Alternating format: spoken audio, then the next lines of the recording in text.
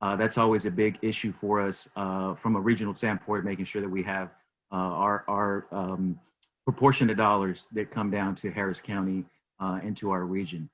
And so that's my time in legislature has been something that I really appreciate. My constituents have been running unopposed for the last couple of cycles, and it's been great work. We've done a lot of good work in our communities. And so coming into this role with the county with Judge Lina Hidalgo, and I've said this on many forums, I didn't know her well prior to, obviously prior to her winning, but also working with her. We started working together on flood issues in our community. In my district is situated where it's north of the 610 loop, south of Beltway 8, 59 north to the east, 45 to the west, and the Hardy Toll Road cuts my district completely in half. So when you drive down the Hardy Toll Road north of the loop, you look to your left, you look to your right, that is my district. And so we have these arteries are what are cutting through parts of my district. A lot of folks go through my district to get somewhere else. And so we've had a huge effort, with the nonprofit community as well, to build community centers in our district. So we've had Baker Ripley build a $20 million community center in the Aldine community, which is in the unincorporated part of Harris County. As many of you guys know, there's about 2 million people who live in the city of Houston. There's another 2.3 million that live in unincorporated Harris County. And so a lot of the services that we lack, we have to be a little bit more creative in our advocacy, and we've had to work with a lot of nonprofits in the community. So back to the Judge Hidalgo.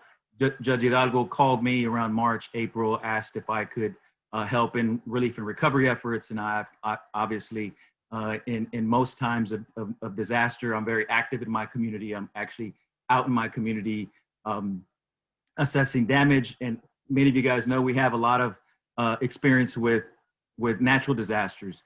And so I've been a big proponent of actually getting down into communities and meeting them. And when we had Hurricane Harvey, I rented a box truck for about 2 weeks and delivered supplies and got supplies to all parts of our community. And so I think with that experience coming from a working class background, my mother had me when she was 16 years old. And, my father was kind of in and out. But I mostly grew up with my grandparents. My grandfather was a union steel worker. My grandmother cleaned houses, and my mom worked at a candle factory. And so, and I'm the oldest of 5 children. So having that experience, I think, allows me that personal experience, along with my political and instincts, and obviously my work in the legislature, has allowed me to work with Democrats and Republicans pretty well. And so you can probably talk to most people in the legislature. Our office, we hire very smart people.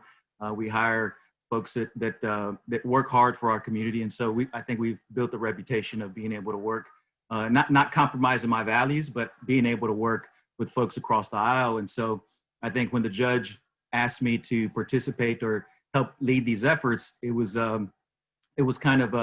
gratifying, to be honest with you, that she had confidence in me to try to help. But also it's been a lot of work. And so literally at 9 o'clock or 8 o'clock this morning, we were on a call with TMC talking about those vaccines and vaccine distribution, Andrea. And so it was a very good point, because we just talked about it this morning. And we'll continue to have conversations with the CDC, with the Texas Department of Health and Human Services, with DSHS, and with also our local health authorities on how we're going to distribute any form of vaccine, right? So those discussions are going on as we speak. And so just to step back again, just a little bit further. So with that experience, what it's allowed me to do is kind of get plugged into what we needed to do, what at least what I thought we needed to work on, because the county was already, as an entity, the county and the city, and my city counterpart, Marvin Odom, we work well together, and we've formed a pretty good bond in trying to keep the city and the county together on most things and aligned on most things as best we can. And I think by and large, we've been successful at that. But one of the things that we tried to tackle together on is one, setting that tone that the city and the county are working well together. And actually they are, both health departments from a public health standpoint. You can't get the economy going unless you're responding to the public health crisis. And obviously there's been challenges with communication, with orders from the state, not allowing particularly large counties like ours do the things we need to do to respond. Be that as it may, we've done our best to try to respond from a public health perspective. And obviously the testing capacity has been huge. There was been a big ramp up in PET testing all throughout the region. There's a big ramp up in contact tracing by both the city and the county, hiring 200 to 300 apiece contact tracers. And so we obviously saw a spike in the summertime. But one of the things, as the public health component was obviously being responded to from our public health component departments, myself, the Commissioner's Court, and I'll speak particularly for Harris County, we were thinking about ideas on how to respond to the immediate needs of folks that were hurting really, really badly. So what did that entail? We worked right away on rental assistance. So you saw from the city and the county's perspective, close to $70 million in rental assistance programs, direct assistance, and both the city and the county thankfully worked with the same entity, which is, again, Baker Ripley. Baker Ripley is running both the city and the county's programs to offer rental assistance for folks that are having issues with housing. We set up the Housing Stability Task Force. We were able to align both programs because they actually were a little off. And so working with Baker Ripley, getting the folks together to try to align the programs. And so, because they were off in amounts as well. And so working with getting everybody in the room to try to, get those programs aligned. So the county also, working with Catholic Charities, put in another 20 to 30 million in direct assistance. And so Catholic Charities is now running a program for direct assistance for folks that particularly live in unincorporated Harris County for any kind of needs that folks would have from an economic standpoint. Both the city and the county put another 60 to 70 million into a joint program to combat homelessness, right? So again, housing stability was a big component. So knowing that schools, and switching gears, knowing that schools were going to be opening up over the summer, we devised a plan working over the summer to kind of help. I don't want to say, we all know what the term is bridging the digital divide. And so from the county's perspective, we thought in working with the county that the county played a role in that. And so the county invested $32 million in an item that Commissioner Garcia and Commissioner Ellis have been very vocal on, but passed an item at Commissioner's Court to allocate $32 million of their CARES Act money to bridge the digital divide, working with TEA's $200 million that they allocated, because TEA was, forcing ISDs to use their fund balances to bridge the digital divide and buying and purchasing devices, but let alone the device, but also the connectivity, right? So, because you have many families in our communities, and particularly in my area, in Aldine, places like A-Leaf, that they're noted areas that have huge deserts in one, connectivity, but also in getting devices or purchasing devices. And so working with the ISDs, working with Commissioner Morath at TEA, we devised a plan to allow this $32 million to help supplement some of the monies that ISDs wouldn't able to provide their students. And so right now there's these monies that are going out to help bridge that digital divide.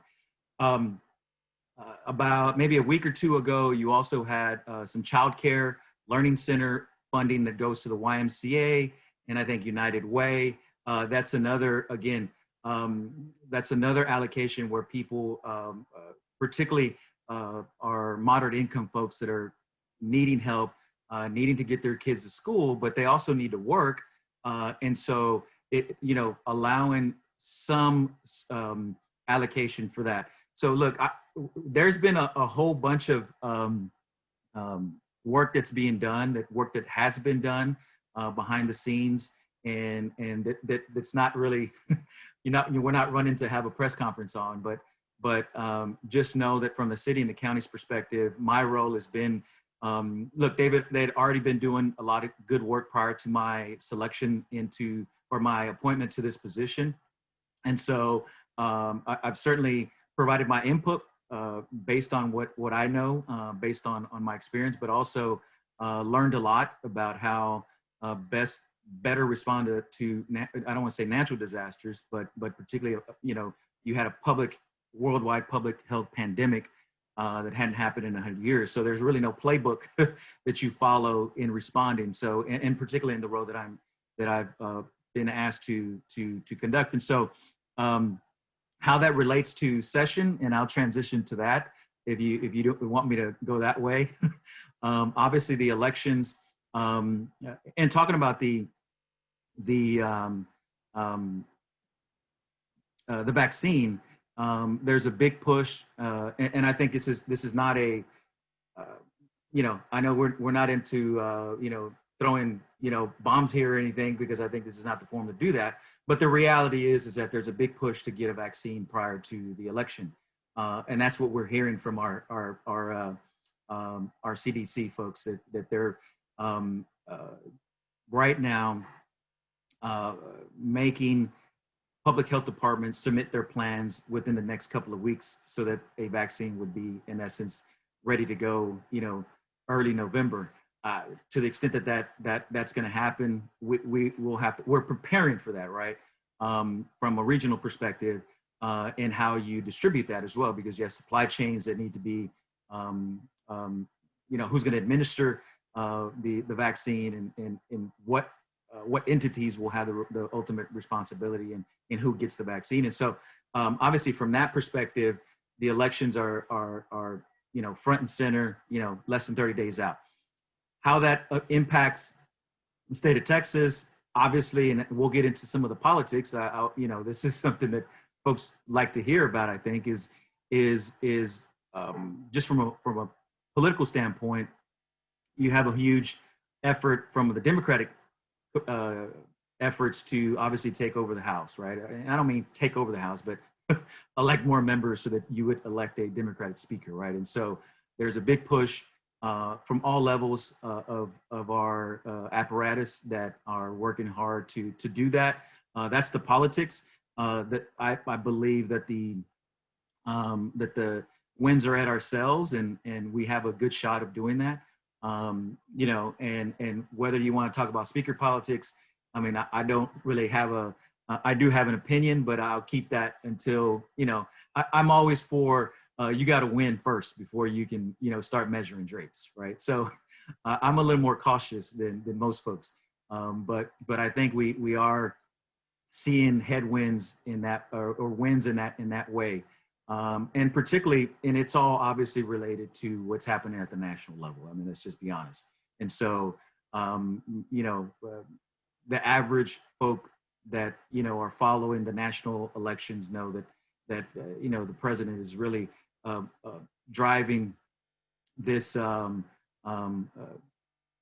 driving turnout would be not in his favor. I think the energy, I think, is pretty much on the Democratic side right now, in my estimation. And so he's probably driving this effort, dragging the ticket down in Texas, which Intel obviously would allow the Democrats to take over the Texas legislature on the House component, not so much on the Senate. How that translate into next session, obviously you got huge issues. I sit on the redistricting committee along with the appropriations. Prior to the pandemic hitting, I was, along with our other committee members, were traveling around the state, listening to folks about, we were listening to folks in their communities. We had gone to Metroplex probably twice. We'd gone to the Valley. We'd gone to San Antonio, the Austin area. We'd gone to El Paso. And we were on the cusp of going to East Texas, going to West Texas, going to the Panhandle.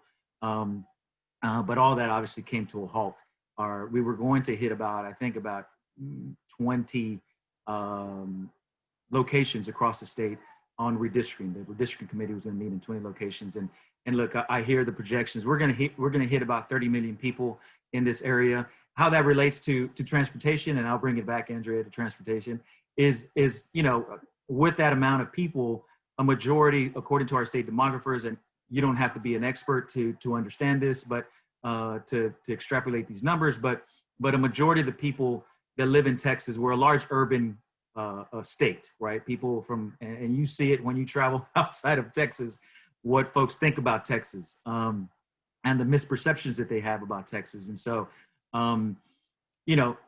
the majority of the people that live in Texas live in our three major population centers. Obviously, the Dallas-Fort Worth area, Central Texas, Bexar and Travis counties, and obviously here in our region, Harris, Fort Bend, Montgomery, Brazoria, Galveston counties. And so over 70% of the population base lives in that region. And so our state demographers say that, even probably over 75% of the people in Texas live east of I-35. If you just take I-35 all the way down, most people in this state live east of I-35. So the census is important. So census response is important, particularly for transportation dollars that we would get maybe at the federal level, but also how we allocate those by a region. And obviously having our district engineer, Ms. Paul, know her well, and her husband's my colleague. And so, making sure that we're allocating those resources here in our region is important.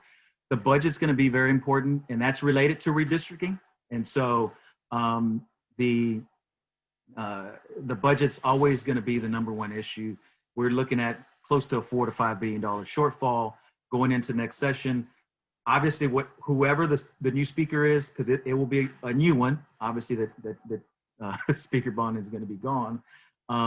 So whether it's a Democrat or Republican, you will have, again, from y'all's perspective, each committee could change again, right? And so your committee chairs and vice chairs will change.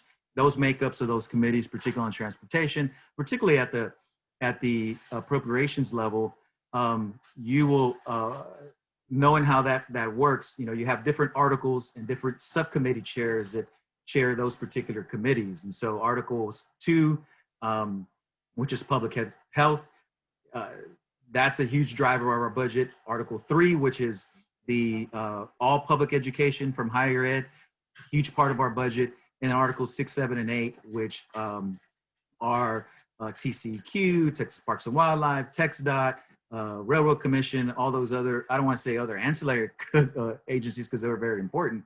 But as far as drivers of the budget, I would say public education and healthcare are the biggest drivers. Transportation infrastructure are obviously probably the third in line.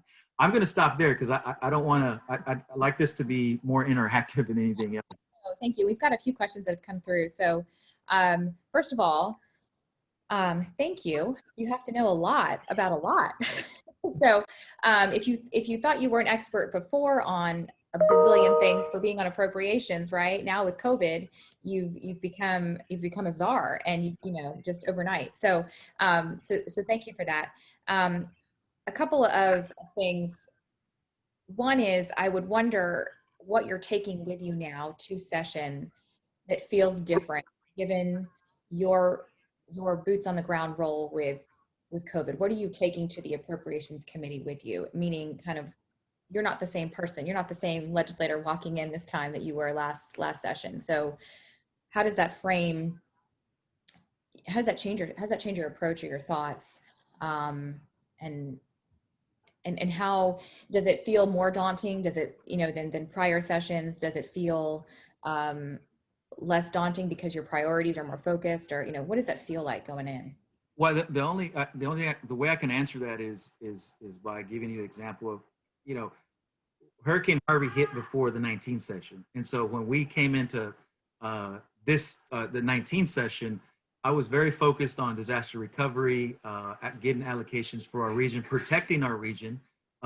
Let's just also be frank. there's always a battle between regions, right? You know, what the Metroplex does, and it's unfortunate. You always have to, you know, make your case to your colleagues, but because Harvey it affected so many people in so many regions from you know, Rockport all the way going north, you know, through Victoria, you know, obviously to Missouri County, to us, into Jefferson County. It made it, the coalition was not a partisan coalition. It was more of it was a Gulf Coast coalition, right?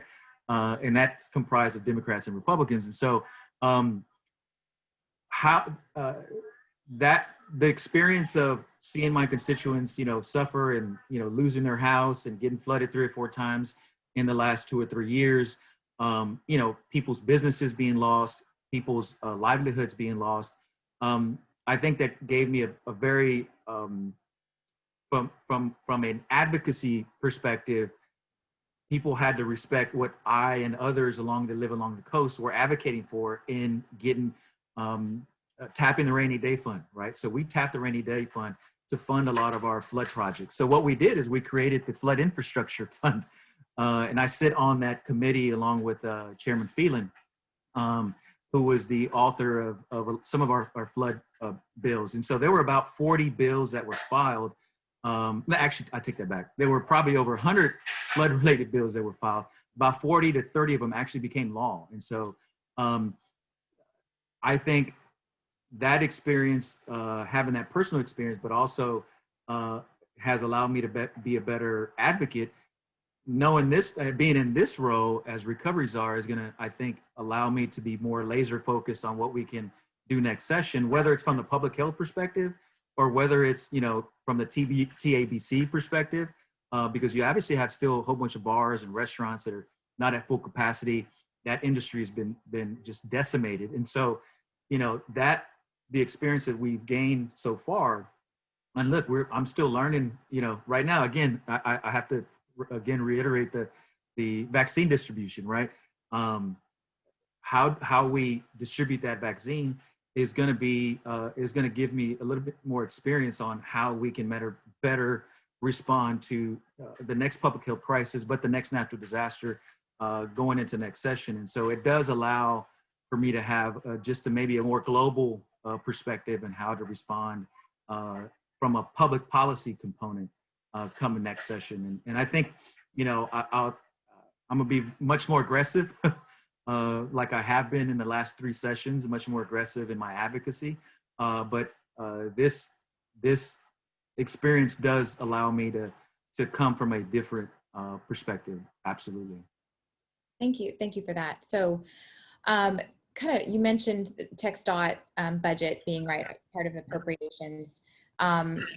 And you mentioned the rainy day fund and having to tap it. There's been, you know, there's still kind of questions as to whether or not that's something that will happen this session, whether or not the rainy day fund will be touched. This certainly feels like a rainy day, or days. And with regard to the TxDOT budget, we've had, you know, James Bass on, TxDOT Executive Director, talking about some of the impacts of the TxDOT budget. But can you speak to that from your vantage point? Transportation does fall in what you mentioned, like a 3rd tier, so to speak, right, as far as major emergency issues. However, when we invest in transportation, the job creation are pretty enormous, right? So for about every $1 billion of transportation investment, we estimate it's about 13,000 direct or indirect jobs that are needed to fulfill those project demands. And the economic development, right? The return on investment, every dollar of transportation investment is about a $3 to $6 return. So it's hard because you need to fund those emergency issues, public health issues, education, right? But by the same token, you need to grow your economy and make sure that what you're investing into the economy, you're getting a return. And quite frankly, we do need job creation right now. So all of those pieces together, kind of walking into appropriations this session, how do you prioritize, you know, all of that? And how do you look at that TxDOT budget and say, yes, it's something to fund, but it's also an investment? Yeah, I mean, I think that if we're taking just a couple steps back from transportation, you obviously there's been a huge push from the industry, but from policymakers, I'm sorry. And that's how you've gotten, you know, part of the rainy day fund, because part of the rainy day fund is siphoned, is diverted, Prop 7 and Prop 1, that has elevated transportation to be something that is a priority for the state. So to your point, yeah, absolutely. I think there's a big push. There has been a big push to make transportation a huge priority, and it has, right? So it passed, by constitutional amendment. These Prop 1 and Prop 7s, they're not easy bills to pass, because you need, almost super majorities to get them through both chambers, right? So you have leverage there. I mean, you have, you already have an inherent leverage there in Prop 1 and Prop 7 that allows resources to be allocated to the transportation fund, and so mobility fund. I'm sorry, and so even with all the challenges, I think you still have a big, you do have a big coalition of folks that see transportation as a priority. So to the extent that there'll be, and if I gather what you're asking, will there be cuts? There will definitely be cuts, I think, right? It's just where you're going to put those cuts. And right now, because public education and healthcare are our biggest drivers of our budget, you will also have a huge. I'm of the belief that your budget is sets your morals. It's a moral document, because what we spend from a state perspective on human capital, I think that's something that I care about, and so I'm coming into that role as a budget writer. And should I continue to be on appropriations committee, I'm going to come into that role with that mindset.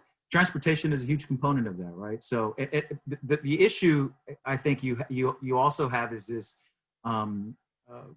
this transition from a lot of folks about do we need to build more roads, or do we need intermodal, or do you need other forms of transportation? So you're starting to have that creep in as well. So I'm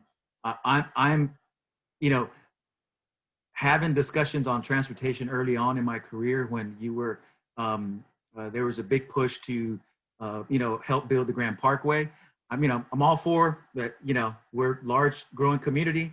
If we need to connect Grand Parkway to 59 or 45, however that may be, I always pause and have to always advocate for my community, right? Because when my roads in my community are crumbling, and my connectivity my roads that are single, and it's not this goes for transportation in general, right? Because I could say this road is a city or county road, or I could say this is a state road. I'm just saying this in general, right?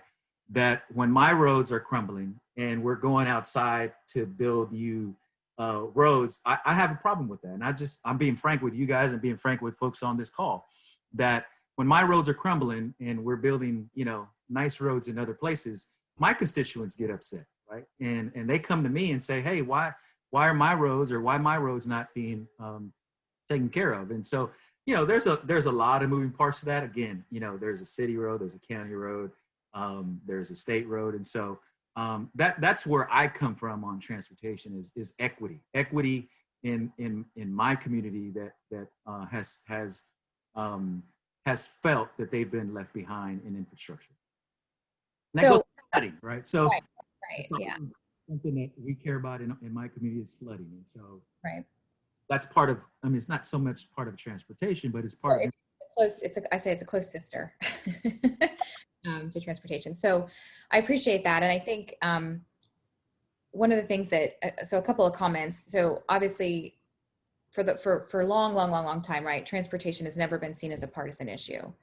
But there are areas where it does start to creep into different viewpoints, right? Different stances on things. So whether you're talking about the type of mode that we should invest in, or you're talking about access to more vulnerable communities, right? And so before we started this session today, Representative and I were talking, and I said, please don't talk about transportation only, right? Please talk about all the other things that transportation is going to be kind of enmeshed with as we go into session. And that's exactly what you've done. And I appreciate that, because we can sit in our silo and we can talk about what all the things that we need and that we want. but it's not a reality that we're going to be walking in towards session if we don't understand kind of the bigger picture and how everybody's feeling about different things that are going on. So really appreciate that perspective. With that said, Mustafa Tamiz, I know had a question. I'm not certain if his, yeah, there he is. Go ahead, Mustafa, take it away. I'm going to thank you so much for being here. Andrew was talking about silo. I think one important silo and useful silo is our county delegation. We're the largest county. That means that we have the largest delegation in the state legislature. What can we do as TAG to help build consensus that helps you and others bring more resources to this region? Because like you said, this is when you're up there, it really is a competition against other regions. I feel like we have the largest delegation, but how do we assist you and others in building that consensus so that we get more resources here? Because that's really our mission. Yeah, no, I mean, thanks, Mustafa, for the question. It's a very important question because there is always competition, and I think I alluded to it earlier in my remarks. You're obviously our only next biggest. I hate to use these words, but I mean this is the reality, right? Competitor are the folks up in the Metroplex, and so there are times when you do get this this anti-Harris County sentiment. But by and large, we try to stay away from that publicly. We try to, compromise with different regions the best we can. And the best way you can to answer your question, Mustafa, is to, have these forums with us and get in front of us and say, okay, these are our legislative priorities, 1, 2, and 3, we really need, 3, 4, and 5, we really would like it. We would want it, but if we can get 1, 2, and 3 and get all of us on those 3, by and large, I think most of us in the county are pretty well as a delegation. We try to stick together on these nonpartisan issues. Transportation, for the most part, is one of those nonpartisan issues where we are all trying to make sure we all get our allocations for our region. And so doing this now, but I would say continuing to reach out to our delegation members and send us send us your legislative priorities like now, because 30 once November hits, as you guys know, most folks will be pretty much out of pocket. I suspect, being that you could have a whole, not want a whole new regime, but you could have another set of members. You will have another set of new members. That's a fact. It's just where are they going to be from, right? Where they be D or R. And so in Harris County, with the amount of races that we have, by and large, the county will stay mostly intact, right? And so Jim Murphy is our delegation chair. And that delegation chair switches all the time from D to R every session. So this next session, it will probably be a D. And so I would reach out, to Jim on that as well, but reach out to us. I mean, I'm certainly very attuned to how our delegation kind of, I don't want to say thinks, but on if we're talking about transportation, we try to help lead and try to broker, some compromises within our delegation, right? Because sometimes not everybody thinks the same way, but we have to kind of bring them in, particularly when they just need just more little nudge or a little push, if you will, in information that they need. But by and large, I'm thinking about last session. The Port of Houston was a kind of a battle that pitted, I'm just thinking about some delegation fights that we had, Port of Houston had a containers versus the refineries, and there was that battle, and it got a little dicey. But by and large, the delegation, we're probably going to add one more, I think, after redistricting. I'm hoping that with the population that we have, we're at 24 now. And we probably, hopefully we'll get to 25, get our 25th back again. But by and large, we try to stick together on transportation as best we can. Yeah. I'll just add one more thing, and I think sometimes it's lost. I mean, we've been there for 14 years, and this next session will probably have the newest delegation between the people that got elected last cycle and potentially the people that get elected this cycle. We'll have a Texas House with the most amount of new members in a very long time. So your depth of knowledge serving on appropriations and your leadership becomes really important in this coming legislative cycle. No, thank you. I appreciate that. And we're going to try to use that to the best of our ability, obviously to protect our region. During the appropriations process, it was really eye-opening. I'll be frank with you. I don't know if I ever get back to the conference committee again, right? But I tried to squeeze as much resources for our region as we could. And I think we were successful in that.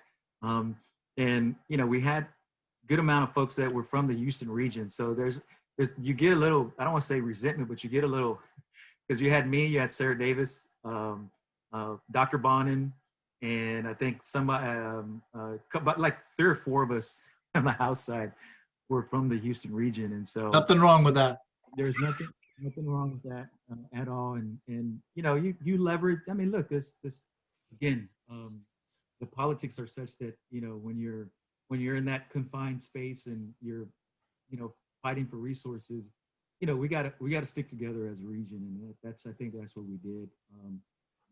Thank you for those reminders. Those are great questions and thoughts, Mustafa. And part of the goal of these sessions, these text ledge sessions that we're hosting with you and at least 14 other.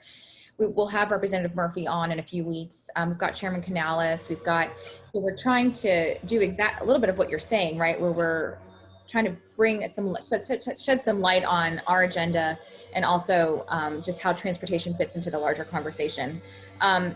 We talked a lot about budget and the cuts and the restrictions, but we haven't really touched on kind of new policies, right? New funding opportunities. And we are sharing our agenda with the delegation. I know there's a copy waiting for you in your spare time to look over, but we do make some recommendations, one of which would be indexing the gas tax. We talk about education, right? So quarter of every dollar of the gas tax goes to education. So when we elevate that conversation with gas tax, we elevate the education conversation. So that's one. The other one is alternatively fueled vehicles, which you and I talked about a little bit. So electric cars that are not using gas as traditionally fueled vehicles, and we're not capturing that revenue. That's revenue that's just kind of sitting on the table right now, utilizing infrastructure but not actually paying into the fund. So just kind of some general thoughts on those ideas. We want to come to the table and say, yes, there's a problem, but we also want to offer some solutions and some options for new funding streams. Yeah, I think everything needs to be on the table, right? I mean, when you have a budget, you have budget constraints. The reality too is the governor's office, was allocated, I don't know, think about 11 or $12 billion in CARES Act money. Mm-hmm. I think there will be another, 4 to 5, I think up to 6 that are still sitting there in the governor's office. So there's going to be a big push to try to plug these holes using this CARES Act money that is sitting there. And so to the extent that, Andrea, that you're talking about, these two options, look, I think the ability for a state like ours to provide the necessary resources to its population is something that we need to look at in just meeting the basic needs of our communities, right? So anything needs to be on the table. Any new revenue streams need to be on the table, but also reallocation of dollars, right? Where are we going to put these resources into, right? And so you mentioned public education. Look, HB3. I know this is a transportation issue or committee, but HB3 would not have happened without a lot of advocates, teachers, and parents. And look, the reality is the Democrats won 12 new seats in the House on last cycle. That was a big wake up call to the leadership to say, hey, look, we probably need to do something about public education. So HB3 was passed.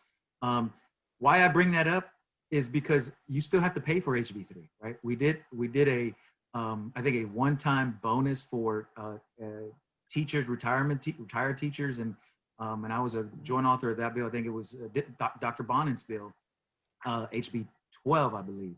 And so again, all these ideas we all have, they all cost money, right? So they come with what they call a fiscal note. And so you have to find, if you're not asking for what they call legislative appropriation requests now, LARs now, and putting it in the budget baked in now, then you're gonna have a hard time trying to, scratch any more dollars going into session, because the LBB and Legislative Budget Board and the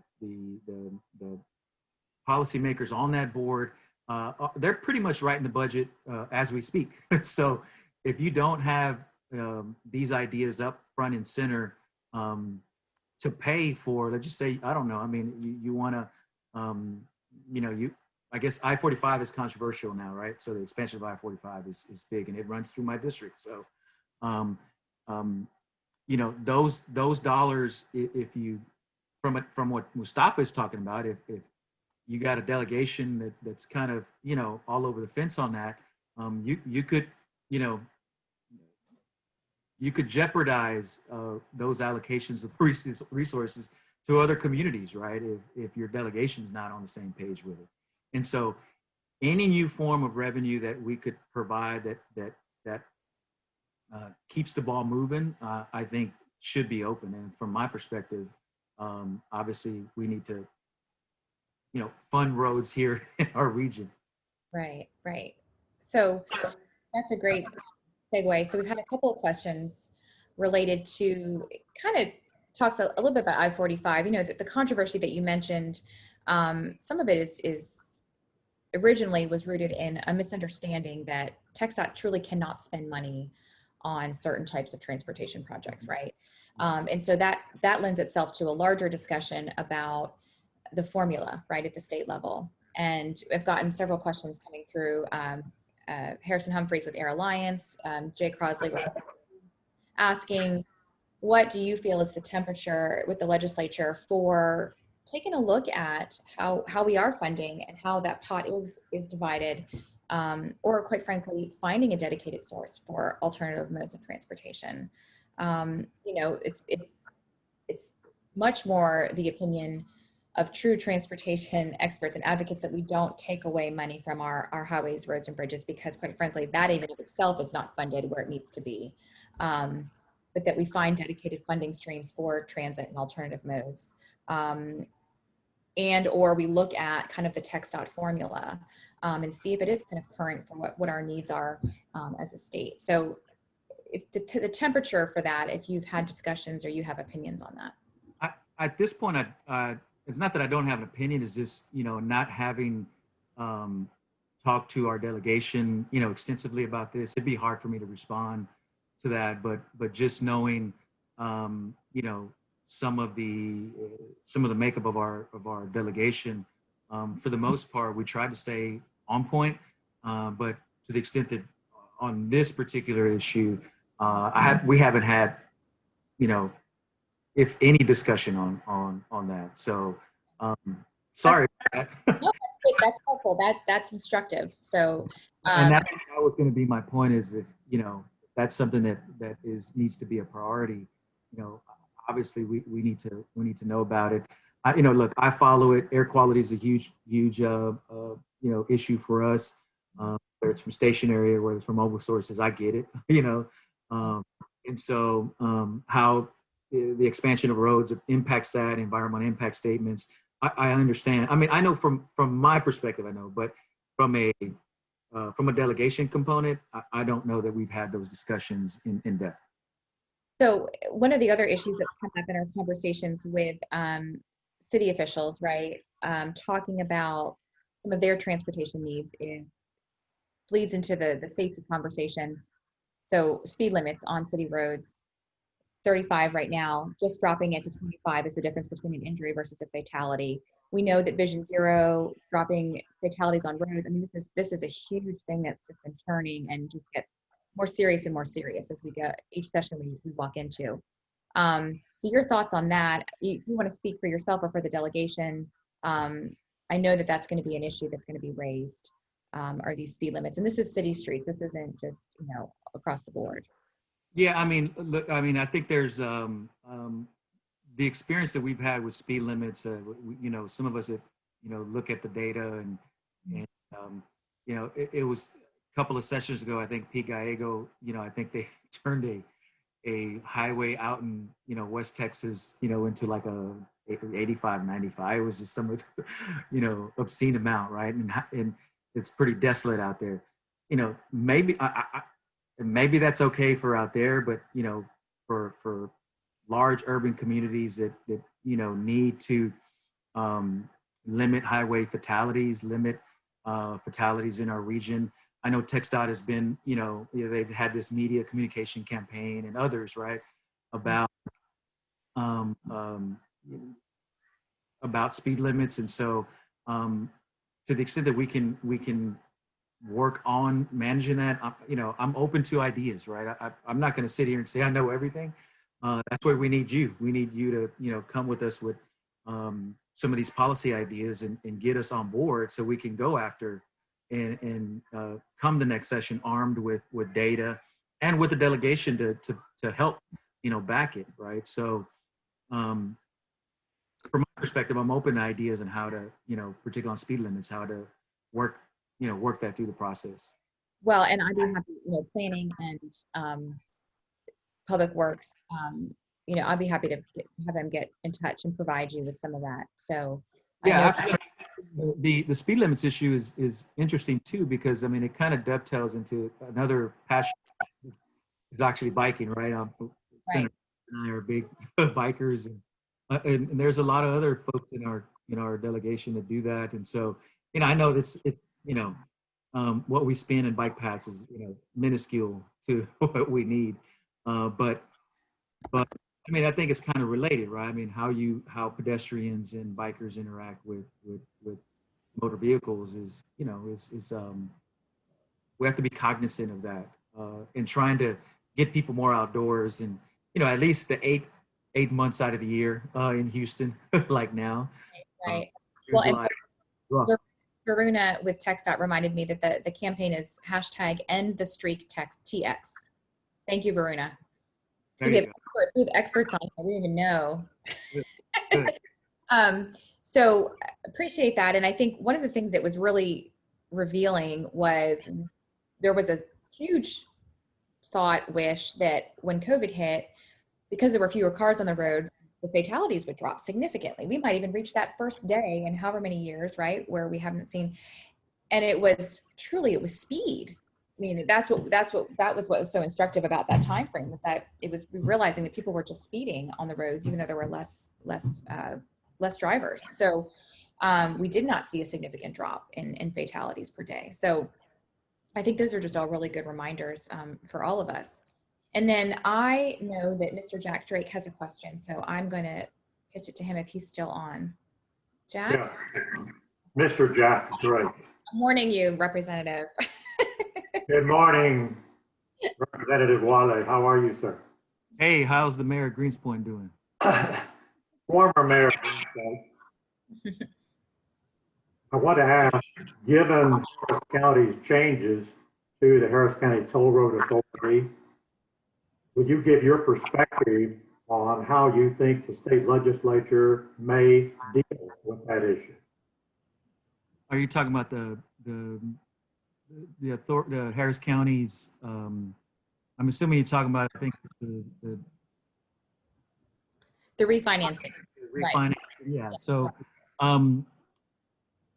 it's look. I would be a proponent of that just because of the flood component. That's what's going to be used in this refinancing, because, as you know, Jack, the Greenspoint area, the Greens Bayou, all those areas that are not federal projects, like Sims and like Braze, we saw how Sims worked, and we saw now recently how Braze worked. and the slow process it is to get the U.S. Army Corps of Engineers to, get these resources down to our communities. So Halls and Greens Bayou is something I really, really care about. And so Andrea, you talked about, alternative sources of revenue. We have to be, counties are forced. I think, unfortunately, how HB2 was kind of, which is again kind of a revenue cap, I guess if you want to call it, on our local community's ability to generate revenue, and capping that at 3.5. When we have a large growing community in Harris County, I think it does a disservice to local municipalities and local governments to provide those resources like transportation.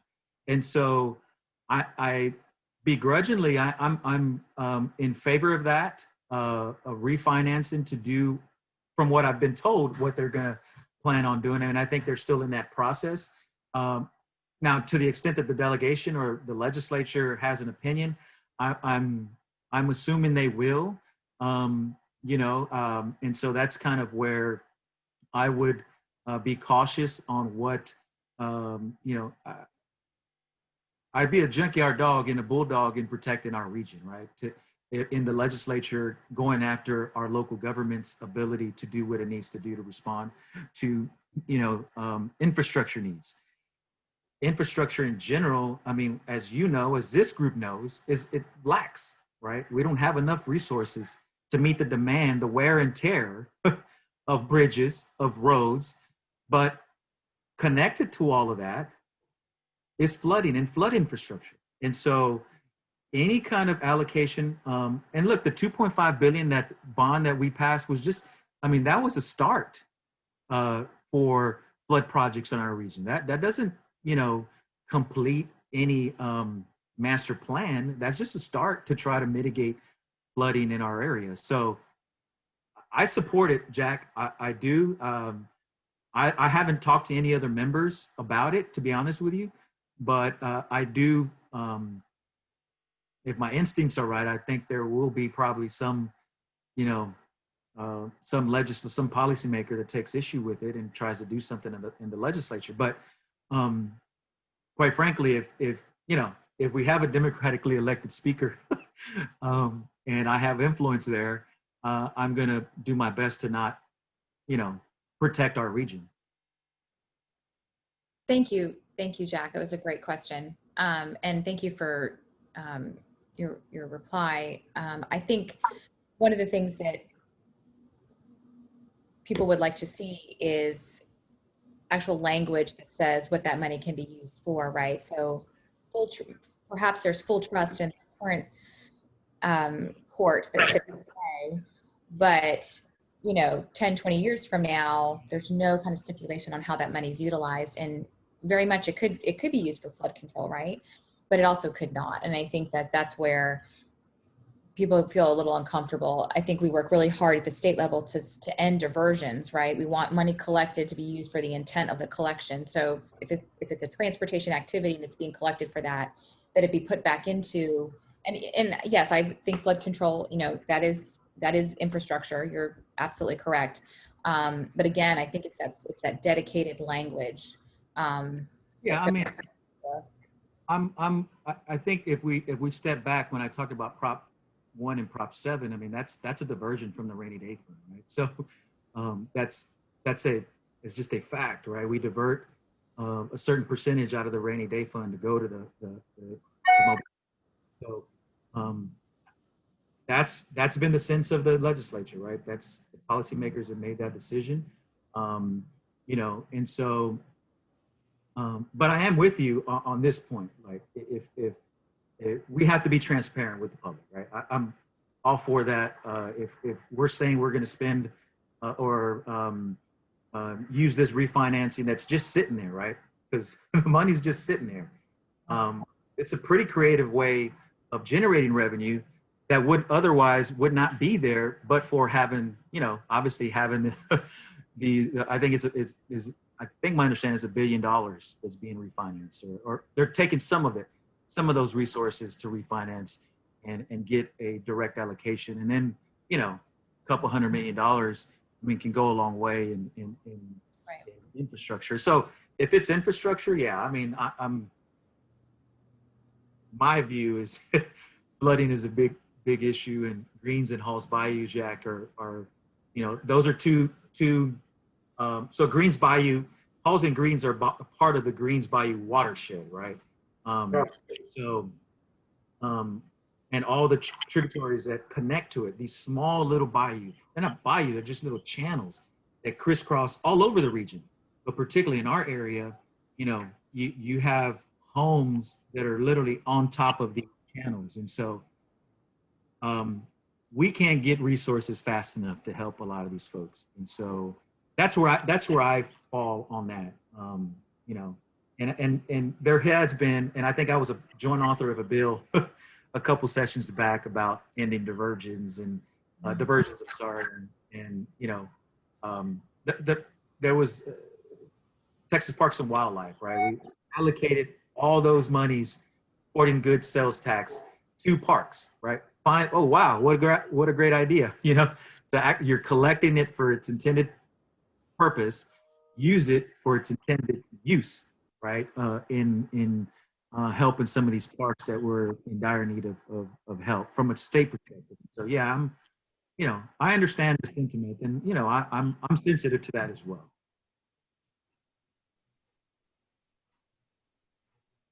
Mustafa, did you want to add anything? No, I think just one thing that we'd like you to consider and keep in your mind through the session. For every dollar that's spent in transportation, over and over again, every study that we've seen says that $3 to $6 come back in that local economy. So as you're kind of thinking about how to balance the needs of the community and how to balance some of these kind of issues that sometimes there is no wrong or right, it's just prioritizing of it, right?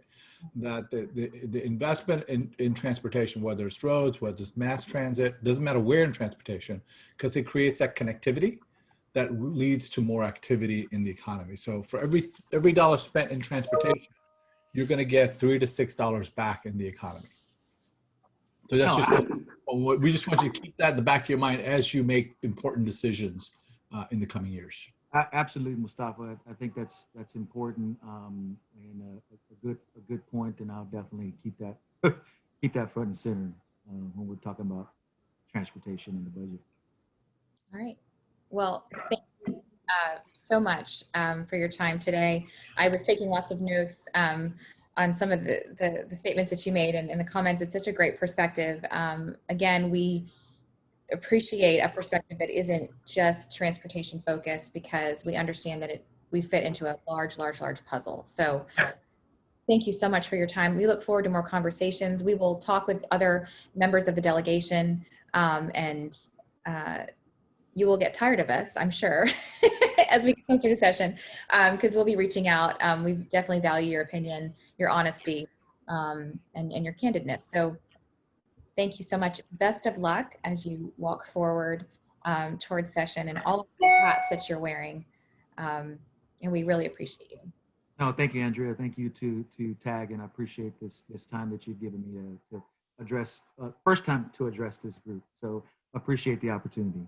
I'll be back anytime you need me to come back. Okay, wonderful. Thank you so much. And just a reminder to everybody too, on Thursday, we have our State of Tech Dots. If you haven't registered for that, please go ahead and do that. And then of course, we've got our other Legend Learns that are being announced all over social media and via our newsletter. Everybody have a great day. Stay safe, and we'll talk soon. Thank you.